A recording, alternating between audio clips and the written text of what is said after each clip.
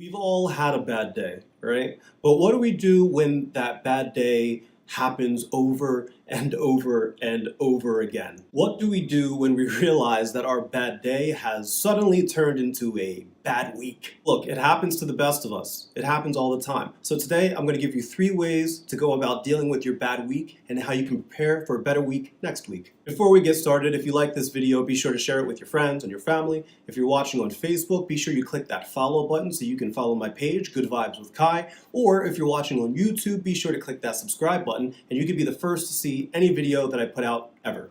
I think that's awesome, so you should do it. If you've had a bad week recently, I'm interested to see how you dealt with it, what exactly happened. Comment below and tell me all about it. I recently had a bad week, right? But I have my ways of dealing with my bad days and my bad weeks. So I figured that, hey, let me share some of this stuff with you. Hopefully you can get something out of it. So with that said, here are 3 ways that you can manage a bad week. Number 1, identify what the issue is. Whenever I'm having a bad week, the first thing that I do is identify what exactly is causing the bad week. Is it work? Is it friends? Is it family? Is it me?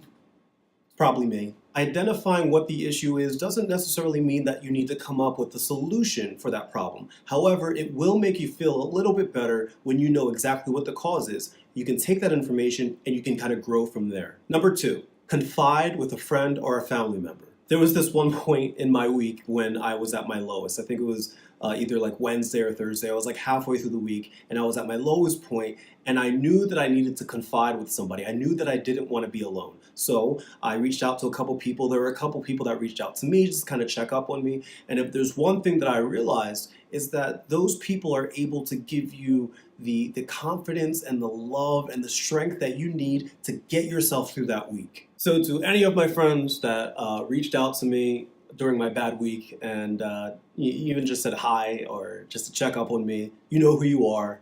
I love you and I thank you so much. Thank you. Number 3, don't beat yourself up. If you're anything like me, you probably beat yourself up over like the smallest, teeniest, tiniest things. You just beat yourself up. Don't do that. Whenever I find myself doing that very thing, I always remind myself that I am not perfect. I'm going to make mistakes. I've made mistakes in the past. I'm going to make mistakes in the future. And most importantly, there are some things that are just completely out of my control. All I can do is take a deep breath, learn, and find ways that I can become a better person. Yes, this week was rough, sure. But what am I doing to make sure next week is better? That's the important question. Look, some weeks are better than others, right? We can't control when a bad week is going to happen or when a good week is going to happen. But what we can do is control how we react to that week. Ultimately, just remember this. Identify the issue, breathe, and talk with a friend or a family member.